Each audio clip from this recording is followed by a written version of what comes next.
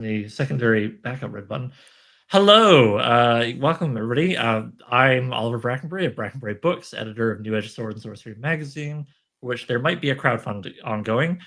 Thank you for joining us. We're going to allow like just a couple of minutes of me waffling so that people can enter. If you are in the chat, please, sound off. We would love to see it. Yeah. So yes, as I say, my name is Oliver Brackenbury, blah, crowdfund. It's doing well. I'm really happy. We're not quite halfway through yet. We have funded, we have unlocked double art, and we've made good progress towards an international shipping discount. So, $5 US off for Canadians, $10 US off for the whole rest of the globe. We know it's rough out there, so we'd like to try and share our success by making it a little easier on people, with the whole shipping thing. And then after that, we're just going straight into alternating author and artist pay raises so we can pay our contributors as much as we are able to do. So that's all very exciting. I'm really happy. We have over 500 backers. We've unlocked 1, 2, 3 bonus stories, one for each issue, and a bonus poem. Because Sword Sorcery does have a rich tradition of poetry by Bryn Hammond. And we're like, I don't know, 3 or 4 shares, because this is how it happens, in case you know what I'm talking about. If you are on Blue Sky and you want to go to our account and find our pinned post for like launching the crowdfund, the original hooray, crowdfund's happening post, if you share that, then you will contribute to unlocking further bonus poems, because that's how we're doing it, by like how many shares that post gets. At 300 is when the next one happens, and it's at like 296 or 7, I think, last time I checked. So we're getting pretty close. And then at 350 shares, you can make me have to write a poem, which I actually enjoy doing, but I like to frame it as making the editor sweat. In the meanwhile, tonight, we're here to discuss Sword and Planet, which is a big deal this time around because our issue number 7 is a Sword and Planet spectacular. All the stories, all the nonfiction, all Sword and Planet. But, we're thinking maybe some of you are kind of like, yeah, what's that exactly? This looks sci-fi, I guess. There's like a scorpion tiger thing, judging by the cover. And some of you might be, deeply experienced veterans who have trod the red sands of Barsoom, but would like to enjoy seeing some people chat about what they're going to do with it. So yeah, to that end, I have a whole bunch of pals with me here tonight. We're going to go around the table and do the short version of intros just because we have a nicely full table. Nathan Long at the moment is unfortunately suffering technical issues. If we can resolve those, that would be great. So I will just do his intro relative to the subject matter real quick. Nathan is a very experienced author who some of you may know from writing the Fafnir and Grey Mouser stories, featured in Tales from Magician's Skull, and others who like Sword and Planet may know from writing the Jane Carver of War pair of novels. He's done so much else you can look up. Very cool guy, very accomplished author. So that'll be my little intro for poor Nathan, who's not got any audio right now. Moving on, Valerie, could you give us the 10 cents on who you are? Hello. I am Valerie Valdez. I'm the author of the Chilling Effect trilogy of space opera novels, as well as Where Peace is Lost, which is a space fantasy novel, and I am also one of the co-editors of Escape Pod Magazine, your weekly science fiction podcast, and copy editor for New Edge Sword and Sorcery. All right. Jay, who are you? What brings you here? Tiny version. Oh, Jay, we cannot hear you. Oh dear, that's 2 panelists now. Not sure what's going on there, so we'll move on for a moment to Matthew. Could you please give us the 10-cent introduction or who you are Sure. I'm here? Matthew Gomez. I was one of the editors for Broadswords and Blasters, which is no longer an active publication. But the big thing there was that we did publish a Sword and Planet anthology called Futures That Never Were. I've done a bunch of short fiction as well. I do have a couple of books to my name. If you search for Matthew X Gomez on Amazon, they'll pop up pretty quickly. Right on. And Daryl, anybody who follows Ness is pretty familiar with you by now, but you know what? There's always new people. Who are you, buddy? And why have you got Sword and Planet opinions? Hi there. I'm Dariel. I'm the writer of the Orhan Timur series of stories that have appeared in New Edge here and there. Um, okay. Yeah, I've also contributed to Matt's forgotten futures that never were, right, Matt? Yes. Anthology, and lifelong fan of Sword and Planet. Uh, it was my very first exposure to fantasy and science fiction. So there you are. I've got red sand between the ears up to now. Nice.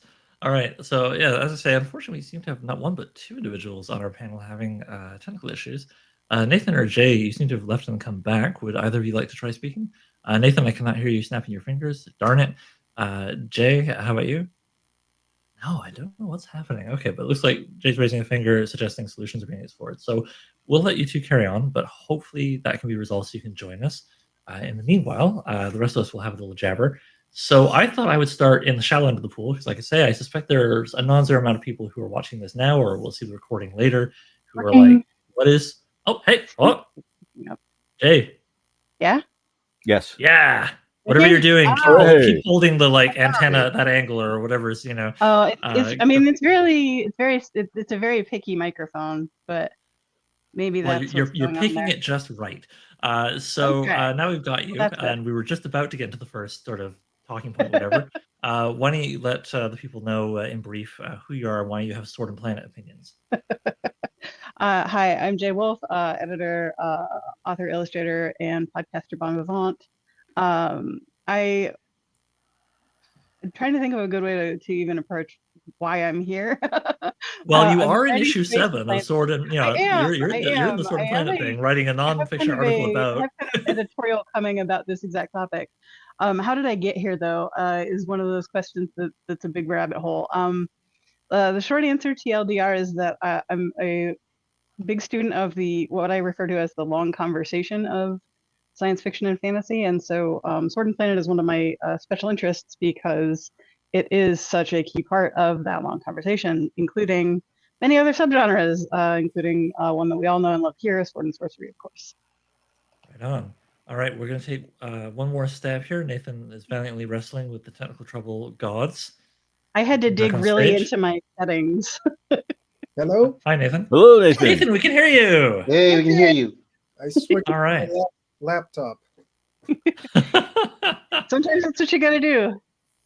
Yeah. All right. Well, fantastic. I'm glad we got this resolved before we got into the first like question talking point routine. Good timing, Nathan. So yeah. All right. Well, that feels sort of narratively satisfying in a way. All right. Triumph over circumstance is a Yeah, prominent part of Sword and Planet. Yeah, man versus technology. I don't know. Yeah. Anyway. Yeah, the All gridley right. wave is not working for us today. Yeah. Okay, so what I'm going to do is I'm going to ease us into the definition discussion.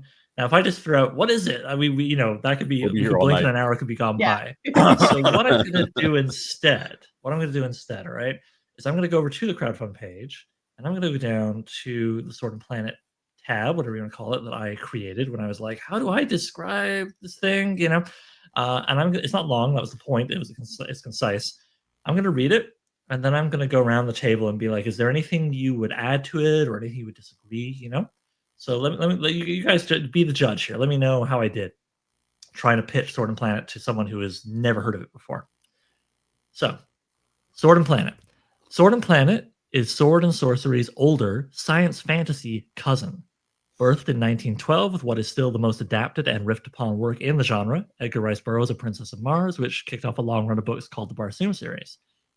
Sword and Planet stories usually feature strangers from another world stranded on an alien planet where they fight and fall in love with the locals while encountering a mix of high and low tech like retro futuristic flying warships in a world where many fights are still won with a sharp sword, where weird local life forms replace monsters, and sorcery translates to psychic powers or strange technology. So that was my like attempt at kind of the baseball card definition of Sword and Planet. But why don't we start with you, Matt? Since you edited a whole anthology of the genre, is there anything there that you feel is kind of a bit fuzzy wuzzy or whatever? Like go ahead, man. My ego was not on the line. That was my best. No. I appreciate that. So I mean, I think you hit it right on the nail right on the head. I mean, I know one of the things that we try to do. I'm going to pitch the anthology anyway because I'm here. One of the things that we try to do with Futures That Never Were was honestly the biggest piece was having a stranger go to a new world and upstage the locals. That's interesting. Okay. Which is problematic. With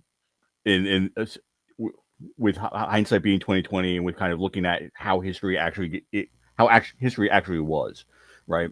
Where it's not that having that outsider perspective is very key, because that kind of is the gateway for the reader to get into the world, as opposed to just a native person who this is how they live all the time, right?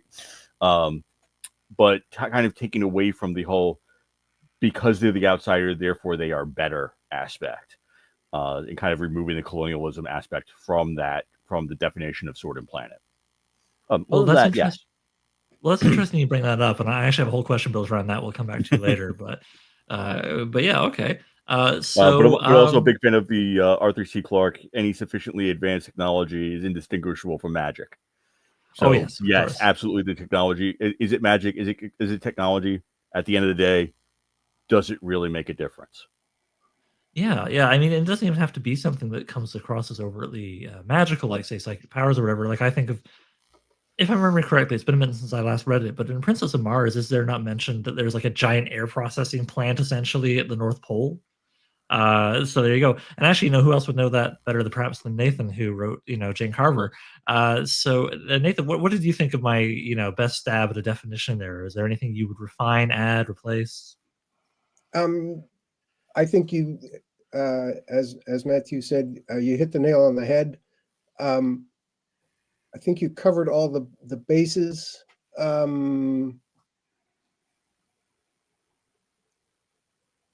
Is there anything maybe more peripheral that you like to see? I nearly included it, but I decided it was not. It was one thing too many for the sales pitch. Where I kind of love how in a lot of Sword and Planet stories, a local like beastie will become like the faithful hound that follows the character around, even if Yeah. that hound has like 9 tentacles and weighs a metric ton or something. Yes, yeah. I wouldn't say that's an essential aspect of it, however.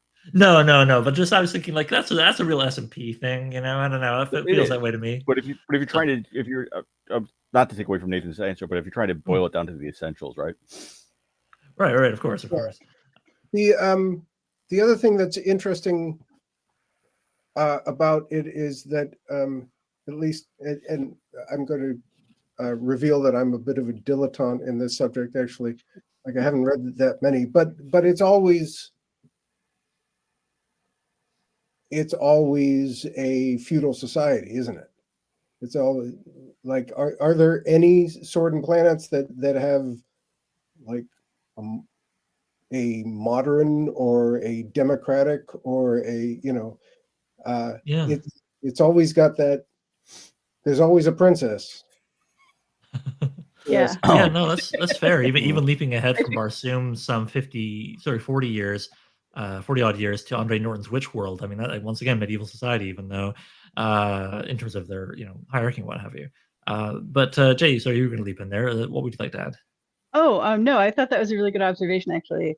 In the second, like the sort of like what we would call the second wave of like the Donald Wollheim's like revival period, I think we saw like a few different societies, but they were either like so strange that they're not really like, if you think of like and now of course the name of the actual series by Jack Vance is escaping me, but the his stuff is so weird that it's sort of like, I don't know that I would call it necessarily feudal, but it's still playing in that like same pond, I think. And then there's the Scathe or yeah, I guess Scathe and like the Eric Stark books from Lee Brackett, and those are sort of like, I don't know that the society is feudal so much as like the society is just like not advanced in a way that's like interesting. Like, So with those, there's a mix, right? With the Scathe books, because you have like you have the almost post-capitalism, right, like which deals with the space travel, and then you've got the locals who are almost cargo cults. Right. Yeah, cargo cult's a good way to put that. Actually, yeah, they have such a strange relationship with technology that it's like, it still puts you in a mindset that like, oh, these are not like us in some meaningful way. And to go with the comment from Stakes of Purgatory, I don't think there were very many princesses in the Scathe books. Oh, yeah, no. Right. Sorry. Let's put that up, please. We know what we're talking about here. I mean, highly technically, like there's sort of a thread of homoeroticism with the Stark books, where like the rescue of the old officer and all of that. I haven't read it in a couple of years at this point, but Yeah, like there's There's a lot of it, female gaze. yeah, that one is sort of uniquely doing Right a on. different thing. Oh, But yeah, that's I would cool. say it's not uncommon for there to be sort of like um hierarchies that are familiar to the reader that are still alien in the sense that they're not like modern hierarchies. Okay. Valerie, is there anything you would like to throw in the mix in terms of whether it feels of essence or it's just like a fun tertiary thing that you enjoy? What's some stuff that maybe feels like Sword and Planet to you? No, I think everyone's pretty much covered all the bases, and I think one of the interesting things that has been sort of brought up is that notion of um, what is the relative technology level for the home planet that this person has come from as compared to the place that they arrive at. And a lot of times it feels like there are analogous technologies as opposed to one or the other necessarily being kind of a higher or lower level, so to speak. But sometimes it is a very marked difference in where they came from and where they end up. And having to adjust to that is sometimes a large part of the sort of action of the book, so to speak, having to adapt, having to overcome, having to integrate themselves into the system. Okay. Well, I feel like we've covered this pretty hard, but I haven't spoken to Daryl yet. So, Daryl, I'm going to use you to kick off the next bit that I'd like to touch upon. And actually, Okay. before I go to my own questions and points, I'm going to use what Valerie just said as a leaping off point because I did mention in my, postcard, baseball card, whatever definition of the genre, the whole conflict or the contrast, I should say, of high and low technology. I really think that's part of the fun. It would have just been, high and low tech when, say, Princess of Mars came out, but of course now, all these years later, we also have this sort of charming retro future thing going on. Um, Hmm. and when I put to our authors for issue 7, it's worth mentioning. I wanted to make it a real good like let's just ease in here with like the most classic scenario. So I told all our fiction authors for issue 7, I'm basically looking for your riff on the Barsoom scenario. Have somebody sent to a fantastical version of a planet in our solar system by whatever means you think would be cool. Each author has taken their own tack so far, and I'm really enjoying them. And one of the things I said was that like I would love to see protagonists who are from different backgrounds as people, different geography, where other parts of the world than I forget what state, if that was even mentioned, that John Carter is in before he gets into a cave there. But yeah, somebody other than like a white male former Confederate soldier. I was like, who else can we get here from places and backgrounds, but also time? And when I thought about that, I thought about the contrast with technology on the alien world and how that would go. And so I was like, well, I don't think I want our authors to send anybody to their version of Mars, Venus, Mercury, whatever. Sorry, I think we've got both Virginia and Arizona thrown up as possibilities for where John Carter was from. Hopefully, we'll get that answer before we're done. But yeah, I was like, it's Virginia. Matthew Gomez says, okay, cool. Yeah, so Yeah, found Virginia, disappeared in Arizona. Oops. oh, okay. So what I said to the authors, after I thought about it for a bit, I was like, okay, well, let's not have any characters timeline wise from Earth later than maybe like the 1930s. Like I feel by the time you get to World War II and the atom bomb, it just gets a little too like we're kind of high tech. And I didn't want protagonists who were from any earlier than like again like a bit fuzzy here, but I think I said 1550 because if you get too medieval, well, then you're going to be maybe a little too like, yeah, sure, there's people resolving problems with swords. What's weird with that? And so I was trying to find a sweet spot where the characters would be kind of retro to us reading them and be kind of out of sync with at least the high or the low technology elements of the setting they get blasted into.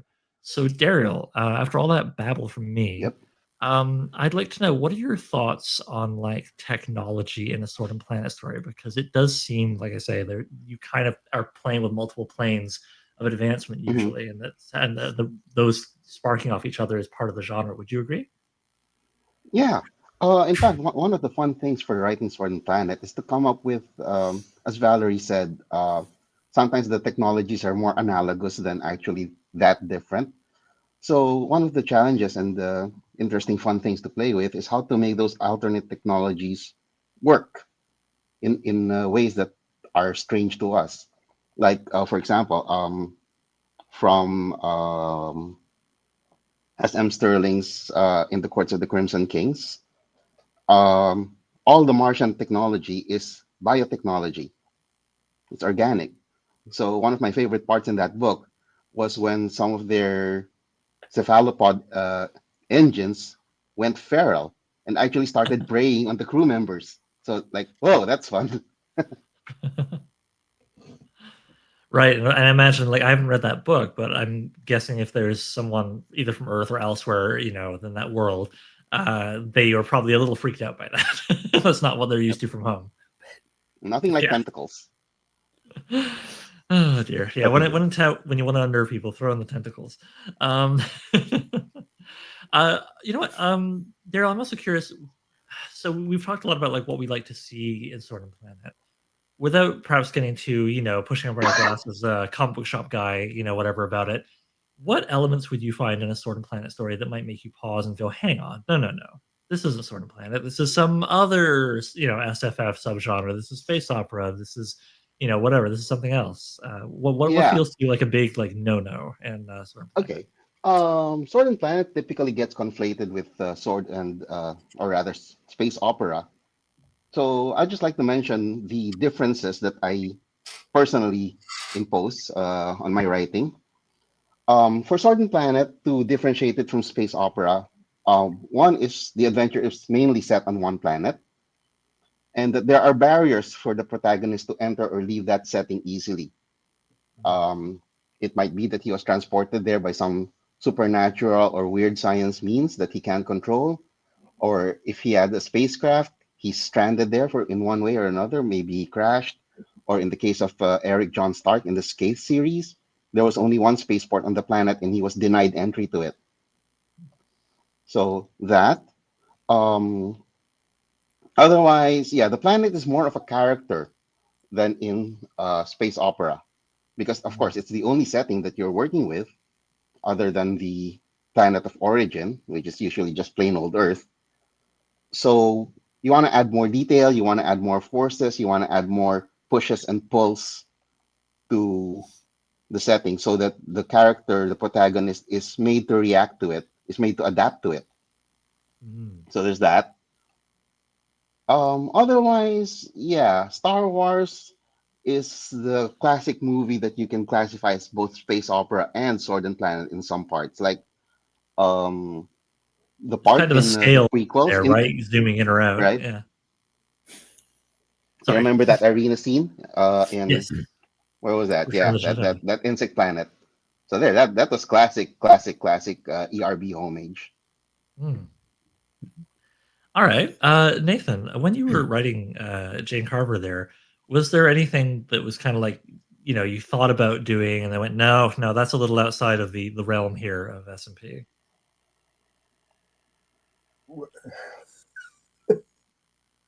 Well, the first draft was porn, but I cut that out. I was unaware of its origins. Intriguing. All right. No, that's the author's preferred edition, right? Yes. Yeah. The director's cut. It's what was that? Order of Order of Eros version. Okay. Do you know that novel? No, I'm afraid I don't. It's a porno. It's basically porn Sword and Planet by Andrew Offutt, I think. Oh, Yeah. okay. Yeah. Well, he did write a little bit of smut in his time, as I recall. So yeah. Jay is over there nodding. If you know, you know. Yeah, Jay, you just pull out like the hard cover, the soft cover, the. Listen, I'm in the auxiliaries. I'm in the auxiliary base right now, so this is my library. This is all I got. But No, I know. I just like the idea of you having travel editions with you, just because you gotta always have it. Anyway, I'm being a goon. Sorry, Nathan. Please continue. So okay, so it began as that, and later you decided nope, which is actually kind of I could riff on that into an interesting direction, but you hold on to course there. What else would you say you had to be cut, or you thought about and decided nah? Well, I mean, it wasn't so much like I was making it very specifically a parody of John Carter, right? Jane Carver, John Carter, right? So basically, I just cut out anything that wasn't very specifically part of those books. Like I modified things enough that I couldn't get sued, but other than that, Um, uh, and I had a lot of fun sort of riffing on like the six-leggedness of everything, or the six-limbedness of everything. Hmm. Uh, uh, like I have the natives of war who have six limbs call Jane an insect because she's only got four, and all the insects on the planet have legs. So, Right, right.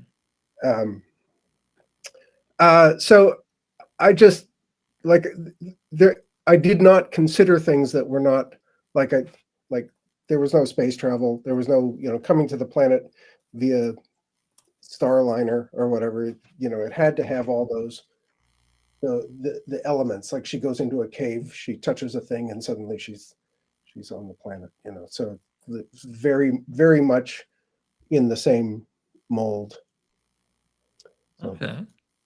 All right, on. Well, Matthew, I mean, you edited an anthology. What happened in a manuscript that would make you? I mean, other than obvious stuff like people sending you manuscripts that were like the wrong genre entirely, or were Garfield fan fiction or something. When Sure. somebody was definitely writing SFF, but sorry, SF, but it was like not quite SMP. What made you go, yeah, and toss the manuscript across into the So, fireplace and then light a new cigar, as editors exactly. do, I believe. It got put in the round file that we then set on fire and sent down the river, right? Um, Exactly. Yeah.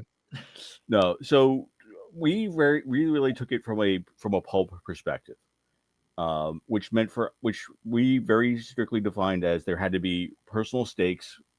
There had to be something more than just the status quo, and the action had to be resolved by something more than somebody pushing a button. Okay. So it couldn't be your engineer fic. So it wasn't a manly man with a wrench being able to go out and fix something, right? Right. So that was what we were looking for. We were also looking very much for stuff that was in a confined space. Some of the stories went a little bit afield from that, so we had some space travel in there as well. And we were looking for stuff that was unique and different. We didn't want to see just a whole bunch of desert on Mars. We got a couple of Yeah. those, and we published a couple of those, but that was not what we were specifically looking for.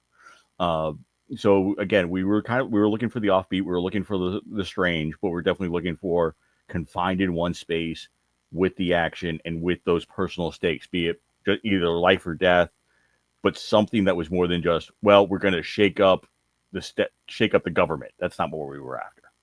Right. Right. Okay. Yeah. No, I think that's fair to say. The stakes tend to be pretty high in Sword and Planet, at least what I've read so far. It would be amusing to read, I guess, cozy Sword and Planet. just trying to Yeah, run a no. coffee house on Mars. Yeah, But but it's so the example I always use is, and this is not just for Sword and Planet, but this was just for the Pulp Fiction that we were trying to publish in general. Was like, great, there's a dead body. What happens if you don't solve the murder? Does anything actually happen to the main character, other than the fact that there's not a closed case? right. I Gotcha. There mean, needs to be and some that personal. was kind of like, what is the personal stake for that main character, that if the action does not resolve the way that they need it to, how are they directly affected, so you don't have the same status quo at the end of the story that you do at the beginning of the story. I like it. All right. Uh, Valerie, you've written some books, huge if true, and you have a relatively new one whose name escapes me because I'm very bad. It has peace in the title, but I'm just brain dead halfway through a crowdfund here. I'm very sorry. So if you wouldn't mind unmiking to let the people know, you have a book that you would, I don't believe you would call Sword and Planet, but you definitely have said it has Sword and Planet elements. Mhm. Help me out here. Yeah, Where Peace is Lost is one that I call space fantasy because of the fact that, again, and this is useful in as much as we're discussing these criteria here, right? And so it has overlap with Sword and Planet in that it takes place on a single planet. The stakes are relative to that planet. The stakes for the main character are essentially very personal while also being local as well, which I think sometimes can be important to Sword and Planet stories. This idea that it's not simply you know, like you said, a cozy sort of situation where, oh, okay, this is a very personal thing. My coffee shop could get shut down if the, you know, health inspectors find this dead body. I don't know. But it's something where there are local political issues that will develop if they do not solve this problem. And I feel like that's consistent with Sword and Planet. And I think this is where we then also start to get into the overlap with planetary romance. Planetary romance in which I feel the distinction there potentially that can happen in Sword and Planet, but I don't think is like a necessary and sufficient condition of Sword and Planet, is that the location be a character. And I think that in planetary romance, it's more about a journey than about whatever other plot stuff is involved. If a journey is involved, that's cool, but I don't think it's necessary for Sword and Planet. I think it is more necessary for planetary romance.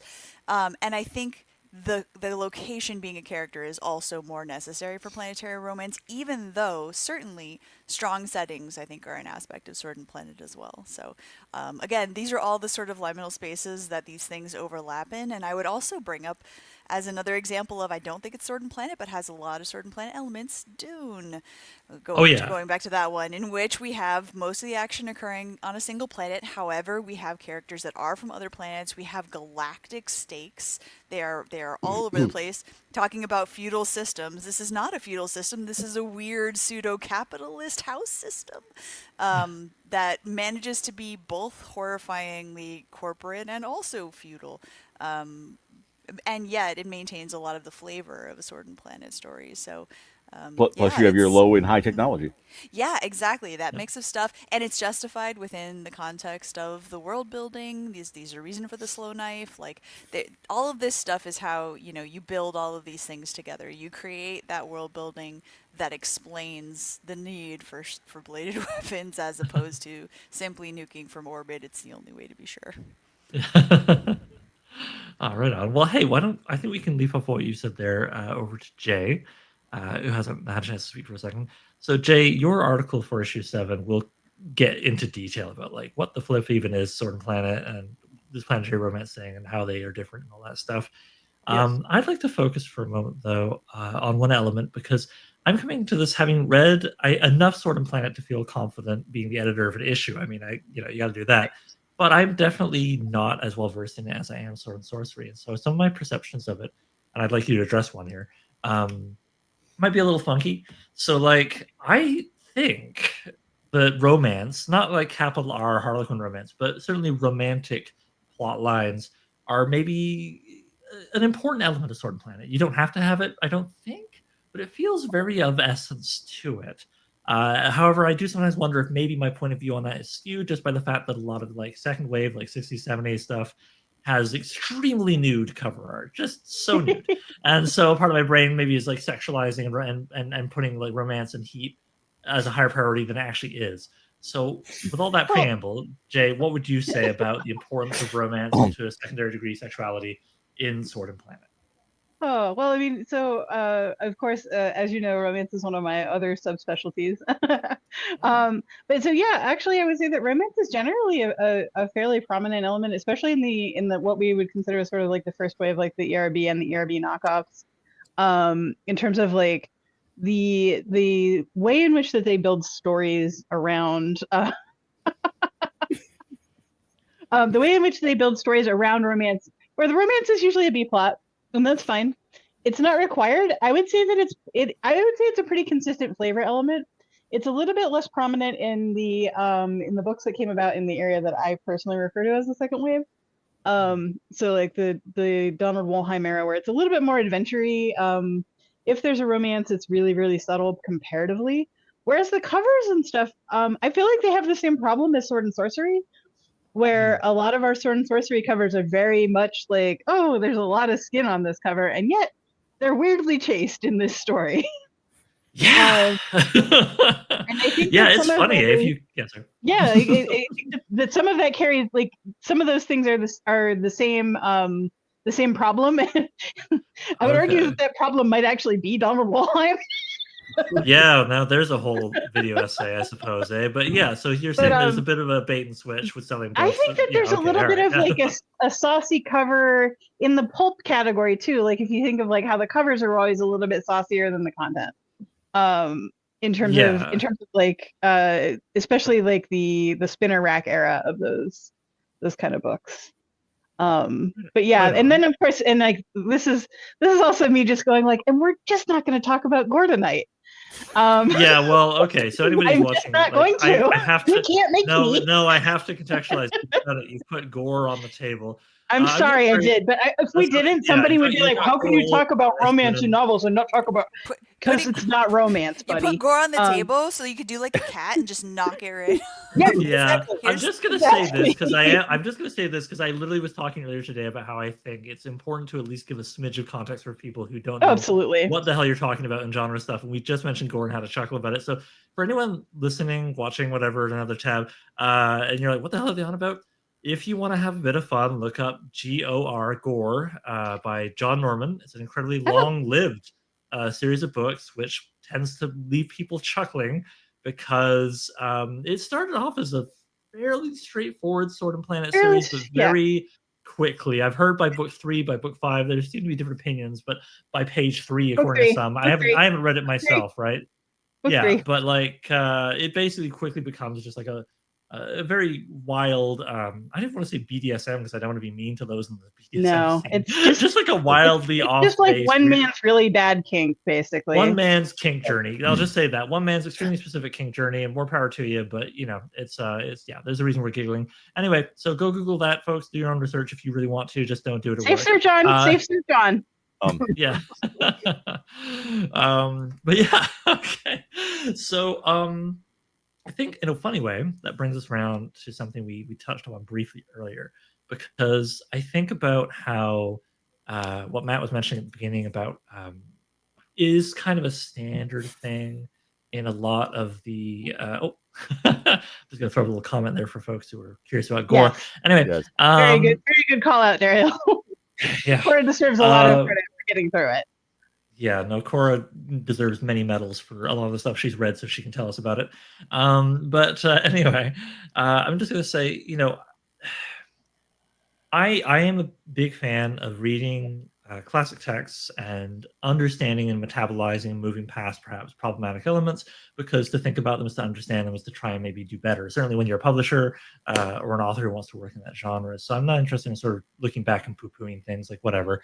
But you undeniably, you know, when you have a white male former Confederate soldier travel to another world and romance a literally red-skinned local native woman, you know, it just kind of makes an eyebrow start to creep up. So is the romance potentially also an element of the colonial thing that Matt alluded to earlier when we're talking about, you know, I think it's also been called in TV tropes land, the mighty whitey trope, you know, where like a white guy goes deep into some other nation, some other culture, and it's like, hey, everybody, you know all that stuff you can do? I can do it way better, naturally. Don't even have to try. Just look at me go. You know, I can tell from my voice, I'm not thinking we have to explain why that's bad. But would you say the romance, the way it's been portrayed in some of the older texts, comes into that? And to get us somewhere productive, other than just wagging our fingers, what can we do moving forward if we want to like take the genre and work in it and bring it forward? What can we do to build on, improve on that, do you think? And that's a big old loaded question, so I'm gonna be nice and chuck it at Daryl, who hasn't had a chance to speak for a minute. Oh boy. Okay. I mean, you Yes, have a big I do story in feel issue that, 7, so you know what'd you yeah, do, man? and definitely I'm the non-white person here. So yeah, I feel that there were colonial overtones in those romance elements in the early Sword and Planet works, and I do think that we can improve on that with our own efforts by, you know, mm, taking the mighty whitey element out of it.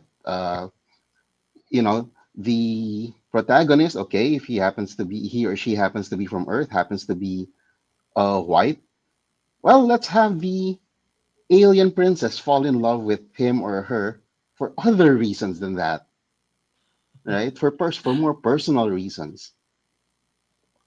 So how do you so aside from the romance though, right? Like I think there's an interesting push and pull with the and let's like how with the whitey, right? I mean, just like the mighty human, the mighty not native, right, comes Yeah, in the and mighty kind of Earthman. Yeah. yeah, the mighty Earthman, right, or whatever Earth person. And so it's kind of like I think about how you want your protagonist to be remarkable because like why are we following them, right? But then if they come into that other world and are so remarkable because they're not from around there, then we run into that problem I've just outlined. So, Daryl, I thought you did a great job in your story. I'm not going to ask you to give it away, but you, as Okay, someone I know thanks. who has, like, in the last 10 minutes, essentially navigated that quite well. What would you recommend to anybody who's interested in writing Sword and Planet, who sees that trope repeated over and over again, but who doesn't want to fall into it? How do you make your Well, protagonist remarkable? Like, why are we following them? But yeah, I think there are so many ways to skin a cat that I can't really cover them all. So I'll just talk fair about what enough. I did. All right. Which is okay. My protagonist was from Earth, but he goes to the planet not in his own body. So we are removing that. I'm stronger here because I'm from Earth. Okay, Yeah, we yeah, the got low that gravity element thing. out. Yeah. Yeah. So yeah, I do not like playing with lighter gravity. Even though my setting has lighter gravity than Earth. So what I did was the guy won the day by remembering something from his own culture that was unique to the planet because the planet simply doesn't have seas, or the planet's inhabitants simply don't muck around much with boats.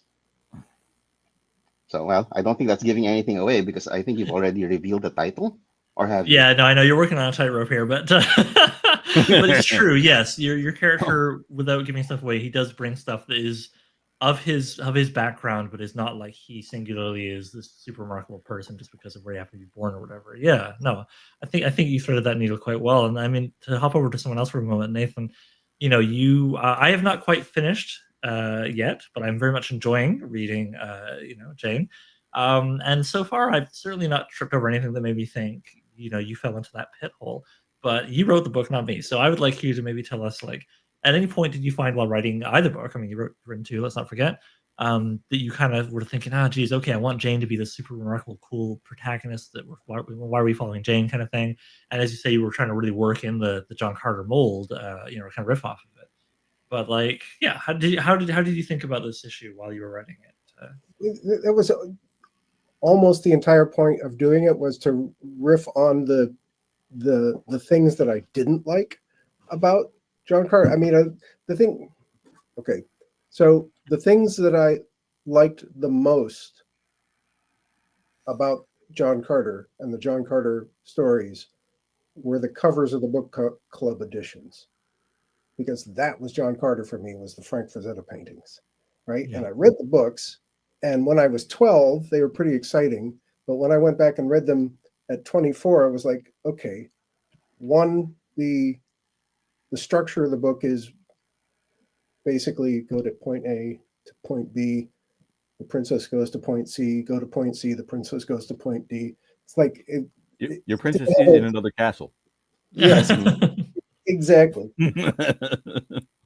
And he's a Confederate soldier.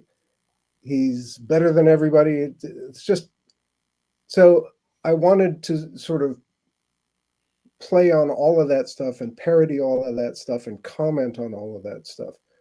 When you get to, I don't want to spoil it for you, Oliver, so I'm not going to say. But when you get to book two, if you get to book two, I do it extremely directly. But Okay. There's just a lot of Jane being kind of everything that John Carter. I mean, she's big and she's strong and she can jump, 100 yards or whatever, but she is just like everything that John Carter would find absolutely appalling. I can Loud, see that. rude, So, and there was just a lot of fun playing with the tropes, like instead of like you meet a prince of Mars, it's war, whatever. You meet a prince of war, and he's a mewling little fool, and it's just like I had fun turning a lot of the tropes on their head, and just had a lot of fun poking fun.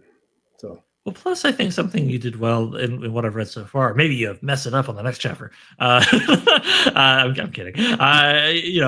Was that Jane can do some pretty cool stuff, but Jane is also fallible in a variety of ways, whether it's something as simple as her hygiene or, sometimes she kind of misreads situations and, bull in a china shop set.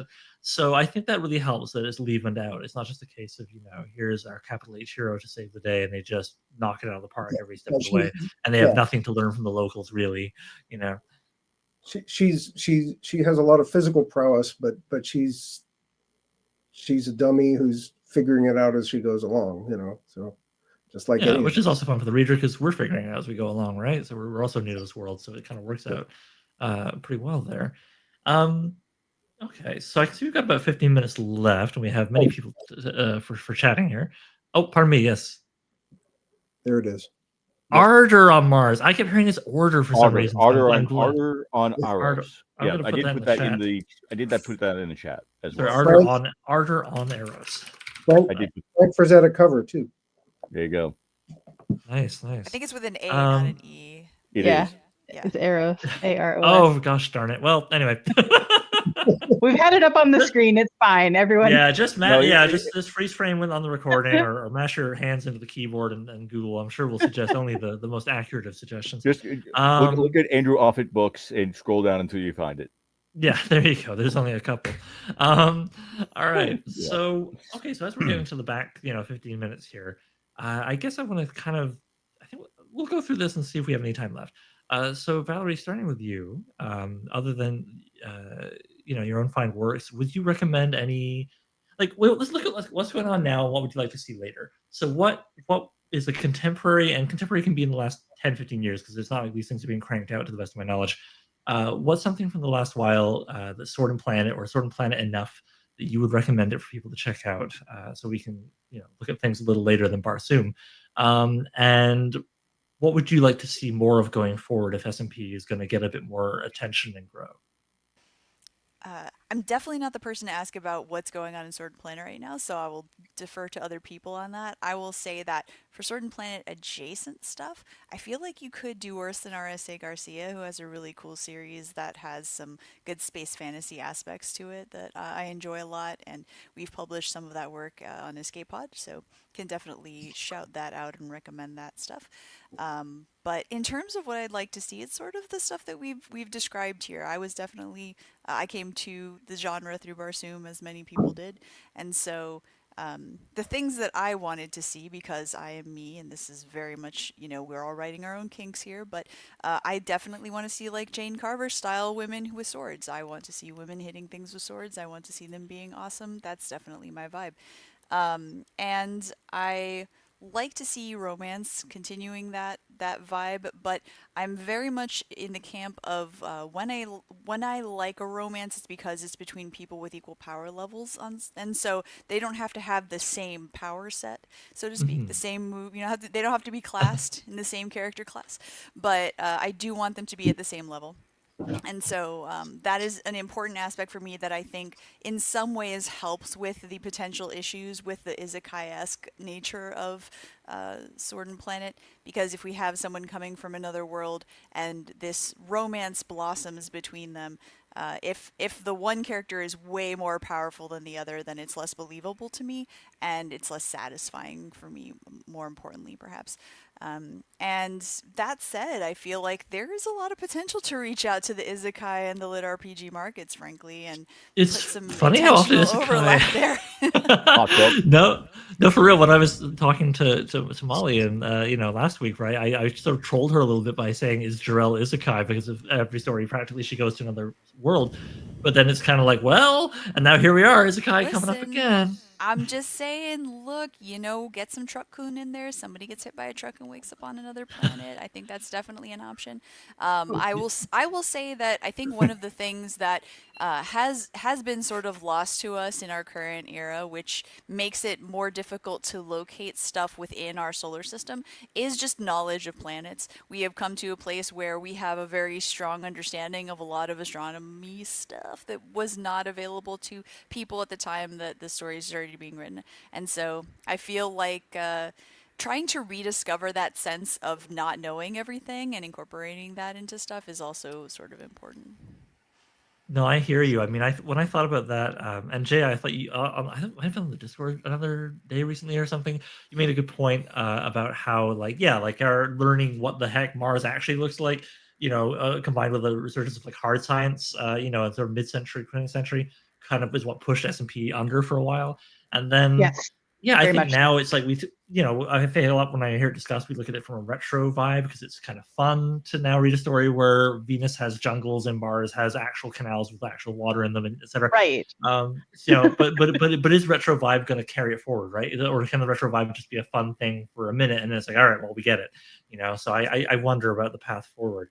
Also, just to say another cursed phrase, planetary romanticy. Anyway, I'm just gonna leave that out there like a funny smell. I see Matthew You. pulling a face. We did not get into Uh, vibes and aesthetics, which we All right. could if we wanted to, yeah. but I was going to throw out Ice Planet Barbarians while we're on the topic as my modern choice.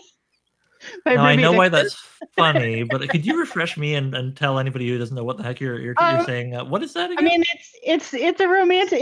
I mean, it is actually exactly what you just said, which is planetary romanticy. It's a it's a very fun romance series that does absolutely riff on all of the classic stuff in terms of the alien planet barbarians are very strong and handsome and yeah, I just it's a vibe for what we're talking about there right there now. are a Hey, lot of opportunities to just take the we need Earth Take women the to aesthetics and reproduce run. things and Exactly. put them into a sword and planet sort of oeuvre. Yeah, it's there's the template is there. But yeah, what you were saying just a moment ago about how like the aesthetic change from like the first wave to what I call the second wave is pretty much exactly like our knowledge of space, which changed so drastically in a period of like 40 years that the stories of traveling became sort of childish and twee instead of or camp. uh yes, campy. And so like sometimes people would use that camp on purpose, but more often like what it did was it forced us to look further and further into the stars and come up with like more and more interesting ways to like get people there. And sometimes not as interesting ways when you think about like, oh well, we'll just do space travel then. But yeah, like I really like the like idea of ways like to well sorry in terms of like ways to like move that forward, my thinking is sort of like if we have all of these sort of classic like Venus is this kind of jungle and like all these types of things, but like why like think of maybe like more than monoculture planets, like come up with places that are as ecologically diverse and interesting as actual Earth is, because Earth is terrifying. I don't know if you've noticed, living on We Earth is are scary. we are a death world. Yes, we have like 70% water. Can you imagine how scary that is if you're hydrophobic? Like, just The entire plot of Signs unravels before your eyes. yeah. All right. Well. But Okay. So, hey, Jay, you've given us a bit of your thoughts on like what you'd like to see going forward. Is there any particular? Actually, no. You did recommend a I text. did. All right. I So, made the hey, you know what? recommendation. You did. No, it counts. I don't want to minimize it. Ice Barbarians ahoy, folks. All right. Awesome. So, thank you, Jay. How about for the moment? I'll leap over Matthew. Is there any contemporary S&P works you'd like to recommend? And is there what would you like to see going forward? okay, so I'm a movie guy as well. So my first experience with Sword and Planet was not Barsoom. It was Flash Gordon, the Right on. 1980 movie. So when I'm talking about camp, when I'm talking about Sword and Planet, when I'm talking about personal stakes, that is my go-to. And even as problematic, where you have the NFL player going to the planet and being better than all the natives, right? Because that's what that, and having the love triangle and everything else. One of the things that to kind of just jump back a little bit, talking about romance, I think one of the things that needs to happen is that the love interest needs to have their own agency. And I think you guys touched on that as well, right? So it's not just the person pursuing the person as some sort of trophy or anything. There needs to be the love interest needs to actually have an affirmation that, yeah, this person that is trying to court me is worthwhile, and I'm actually interested in this person.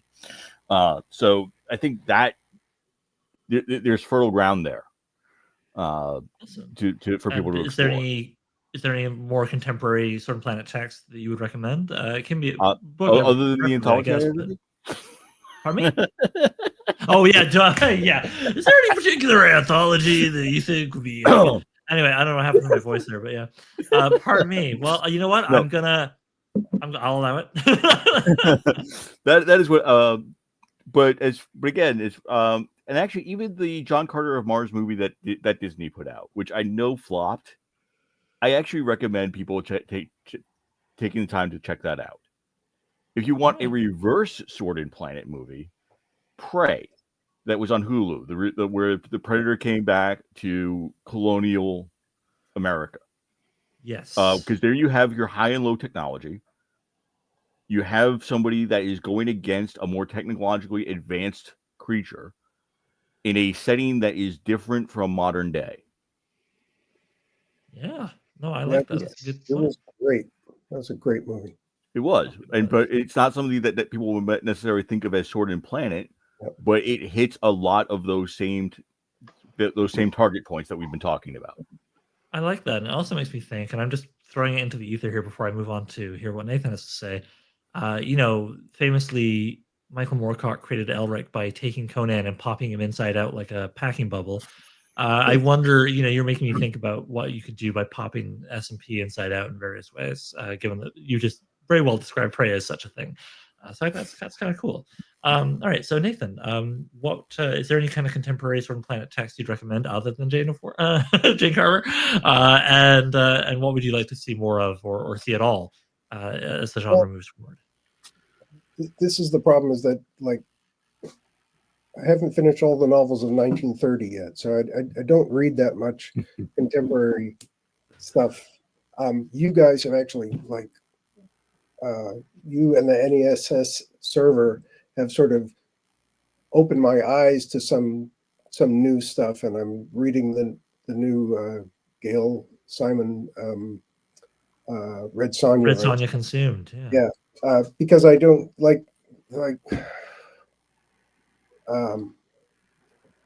it's embarrassing to say, but I definitely do not read like I did 20 years ago.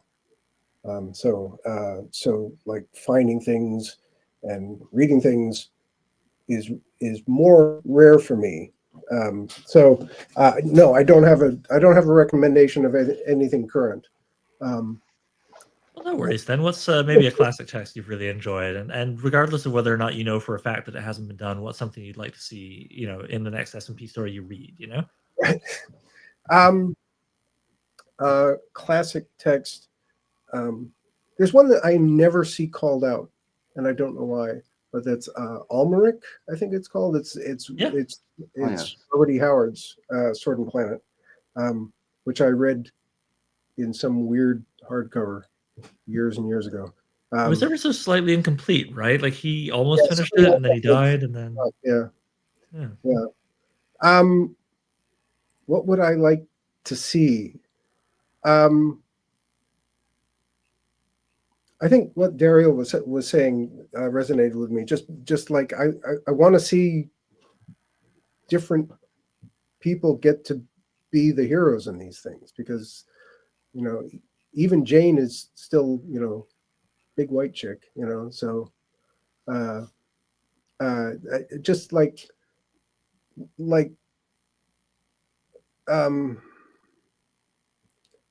there are so many different ways that you could tell this story, and so many different, the viewpoint of it, what you find alien, what you don't find alien.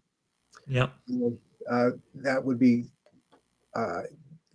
fascinating to me. So right on. Okay. And so we're just about at the end of the hour here, so perfect. We're going to close with you, Daryl. If you could please let us know. I think you named one already, but if you can bring us back to it or name another one. Some sort of contemporary Sword and Planet text that you dig and would recommend, and what would you like to see more of in Sword and Planet moving forward? Okay. Like Nathan, I haven't read that much of contemporary fiction. There's just so much to catch up with. So I'll reiterate my recommendation for S.M. Sterling's In the Courts of the Crimson Kings and his short story Swords of Zartukan, which appeared in the Old Mars anthology. Um, I'd like to point out some of the older texts that maybe some readers of ours have not seen yet, have not read yet. Lee Brackett's Scathe is, I think, the best Sword and Planet series I have ever read. One reason why I really liked it was because Brackett took the dying planet trope that Burroughs started, and she made it feel real. The entire society of Scathe, all the cultures of Scathe, have gone bonkers because their planet is dying. Unlike Edgar Rice Burroughs, where okay, we have an atmosphere plant now, we can just go back to killing each other with swords. So Game on, everybody. there's that. Also, I think Jay will approve of this. C.S. Friedman's Cold Fire trilogy, to which a sequel and a prequel have just appeared. And in this one, you basically have Lestat, the alien swordsman, or not so alien swordsman. He's actually a descendant of Earth colonists, but it's really fun. So you got both the coolest vampire I've ever read and an out of left field sword and planet. All So there's right. that. I'm going to recommend some other older books in the chat because it'll take too much time for me to go over them. Right on. Okay, so while Yeah. you do that, maybe I'll throw them up on the screen if I get the opportunity before we're totally wrapped here. Maybe I should answer my own damn question. So I'm gonna say I'm gonna throw out a contemporary text that I really enjoyed and which we actually will have a review of in the issue, number 7. It's Elder Race by Adrian Tarkovsky. It is, I would definitely call it Sword and Planet. It plays with the formula a little bit, but it has a lone isolated person on a planet with a largely medieval technology level who you get to know him through the eyes of a local who goes to visit the great wizard to get advice for a big problem. But it's like the wizard's actually a very high tech individual left there by an intergalactic empire to keep an eye on things. And he's kind of gone a little nutty in his tower. I'll just say that. And then we get to see their relationship develop as they go off and have adventures. I won't spoil it, but that's the basic thrust of it. It was the first book I actually read by Adrian. Really liked it. Led me to read a bunch more. So yeah, I strongly recommend Elder Race. In terms of classic text, you know what? I mean, without bringing the mood down too much, I'm going to mention the top recommendation, or at least what I recall being the top recommendation, of a good, recently departed friend and mentor, Howard Andrew Jones. If you don't know his name and you like Sword and Sorcery, look him up, Howard Andrew Jones. But he also really loved Sword and Planet. In particular, he adored Lee Brackett, and his Lee Brackett go-to was the Sword of Rhiannon, which I myself found a copy. And first of all, folks, it's a very quick read. So, I mean, if you can find a copy in a secondhand bookstore, you can burn through it in an afternoon if you're really focused. But beyond that endorsement of its length, it's also just an expertly written text, which has a really cool trick where you're introduced to a guy on Mars, and there's mentions of spaceports and so on. But through a thing that happens, I don't want to spoil it. Like I said, it's very short. He winds up in the deep past of Mars. So it's the same planet, but you get a Sword and Planet kind of situation going on because of the time displacement to a whole era where the ecosystem and everything else is just completely different. And there's so much more to recommend it, but again, short book, I don't want to give away too much. I think I can get away with saying both I and Howard Andrew Jones really recommend Sword of Rhiannon. As far as what I want to see more of in Sword and Planet, well, you know what a guy could do if he wanted to see more of something in Sword and Planet? A guy could publish a special themed issue of New Edge Sword and Sorcery all about Sword and Planet, and he could give some kind of editorial remit to the authors asking, hey, could you try and poke around in these broad avenues? So instead of me saying that, I will just try and show it through the issue. And I will mention here simply that the basic scenario, like I said, like gave out to our authors was, can you give me a Barsoom kind of thing, but with your spin on a very different person? And it doesn't have to be Mars. We do have a Mars story by James Engie, bless him. But we also have stories on Mercury, on Titan, Venus, a whole bunch of other places. My thing was, as long as it's within our solar system, I'm down. And we did not end up going that route, but I did say even things like counter Earth. The idea of there being an equal but different Earth on the exact opposite side of the sun that we never know that it's there because, anyway, you can tell this is an old sci-fi idea from before various technologies came into play. But yeah, and then just play, have fun with a fantastical version of a soul system world with a protagonist who's from a person in roughly the eras I defined earlier, roughly 1550 to 1935. Yeah, we'll see what y'all think of it when you get the issue by backing the crowdfund. Yep, he said it. So yes, again, thank you everybody who's backed so far. Last I looked, we have 509 backers, which feels wild when we're not quite halfway through the thing. Gosh, I think we've almost raised as much money as we raised last year. So that's also very gratifying. So yeah, again, thank you so much, everybody who has pledged to support, who has shared the thing. I of course encourage you to please keep telling your friends and enemies and frenemies and friends to lovers and lovers to friends and every other combination I can think of. Yeah, thank you so much to my lovely panelists for making time to come here and chat with me.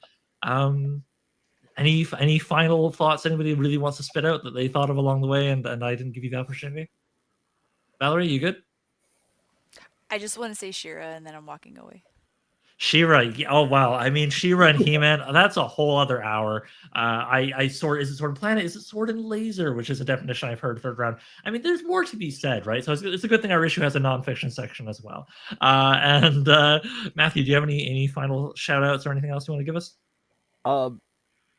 I don't think so. I mean, I think one of the things that if anybody wants is sitting there trying to figure out, okay, well, how do I get into Sword and Planet, and how do I start writing a Sword and Planet story? My go-to would be start writing. Just throw stuff at the wall, see what sticks, carve out the unnecessary parts, right? And if you don't end up with a Sword and Planet story, okay, that's all right. You don't have to. Don't try to write necessarily just for a certain genre. Try to write the best story that you can. Yeah, I mean, learning by doing is such a good thing to do. I think with any genre, yeah. And Sword and Planet, I think, has so much. It's funny, we've gotten very specific in some of our talk of definition of it, and yet I feel there's so much.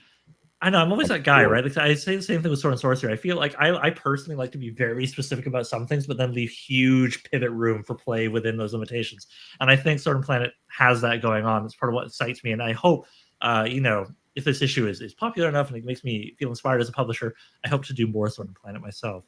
So yeah, we'll see what happens. Nathan, any final thoughts you want to share with us?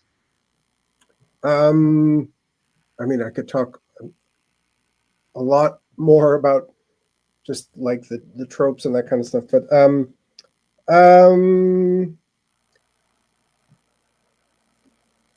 want to do Jane 3. Well, there is that. All right. Is there? You said you could talk a bit more about the tropes without being too long-winded, because like I say, we're right at the end here. What's just one Sword and Planet trope that you fucking love that we haven't talked about yet? Well, I was just thinking as we were talking about it that one of the things is sort of one of the things that makes Sword and Planet, at least for me, is the limited viewpoint. Like it's a hero's story, and the story stays with the hero. Like you don't. Third person limited. Yeah. I haven't seen a Game of Thrones head hopping across continents. Yeah, you don't have to somebody else's POV or anything like that. It's kind of a thriller plot with a limited viewpoint, which is makes it very much like Sword and Sorcery. It's a very pulp perspective. Yeah. Yeah. And maybe that's the connective tissue as the pulp, because I mean, one thing always is kind of fun is Sword and Planet feels like the little brother of Sword and Sorcery in the sense that it's less well known and less explored, but it's absolutely the older cousin, right? I mean, predates it by a while, 17 odd years, I guess. Jay, what are your final thoughts other than a full-throated endorsement of Ice Barbarians? I feel like just jumping onto what Nathan was saying, sort of like the thing that I like about it is specifically scope and scale, which is one of those things I harp on a lot as an editor when I'm editing people for Sword and Sorcery stories and other similar stories, is the tightness of the narration. The other thing that I really like is playing with core competency. The character core competency is one of those things that I find absolutely delicious. I love having a character who's highly competent in one thing, and you put them in a place where that competency doesn't matter. What do they do when, no matter how much skill and prowess they have, they still have to figure out a way out of this? And I feel like that's the thing that Sword and Planet does especially well. And that's one of those things that I would like to see in anything that's going forward, of course, is just that sort of that you're playing with a character that has something about them that makes them resourceful and skilled, but that they're still in a situation where they still have to kind of work it out with their teeth, you know? Right on. And I don't know why, but as soon as you said that, I was imagining the world's greatest cosplayer winding up on Mars. But how is this useful? Let's find out. Dariel, all right, man. I think of everyone here, not that it's a competition, but from what we've talked about and so on in the past, you really have like the sand of Barsoom in your veins. What would you like to give us as the closing thought for our panel discussion? Well, for me, the core of writing Sword and Planet nowadays is how to write from under the shadow of Edgar Rice Burroughs, how to get out from that, and at the same time still pay proper respect to ERB and the pulp tradition. Because I think most of the readers are going to be here for the pulp, for the pulpiness of it. That there are heroes they can identify with, or heroines that they can identify with. That there's action, that there are interesting environments that challenge their imaginations. So I think those have to stay, but there are so many different ways we can twist that. There's so many different ways we can go around that. That I'd like to see fresh takes on the genre.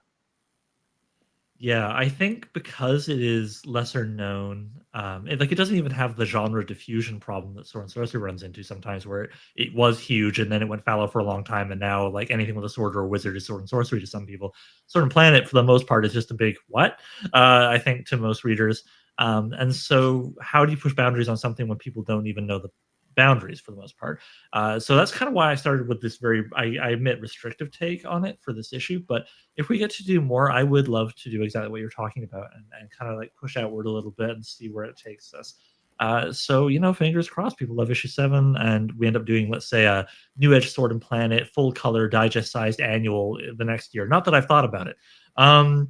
So, all right. Well, Camera didn't pick it up, but I was echoing Nathan's gesture right there. oh, we'll see what happens. All right. Thank you so much, Valerie, Matt, Nathan, Jay, Daryl. It's always a pleasure to chat with y'all. Nathan and Matt, it's fun to have you guys on one of our panels for the first time, hopefully not the last. Thank you to everybody in the chat for your contributions. It's been fun reading them and throwing a few up on the screen here. And yeah, I mean, I think we could talk for another hour without even blinking, but you know what? I'm going to end the stream. I'm going to press the red button at the end as well as at the beginning. I'm mastering the technology here, the high-low tech of my own Sword and Planet adventure. Streaming and Planet. All right. Good night, everybody. Good night. Thank you. Good night. Thanks, everyone.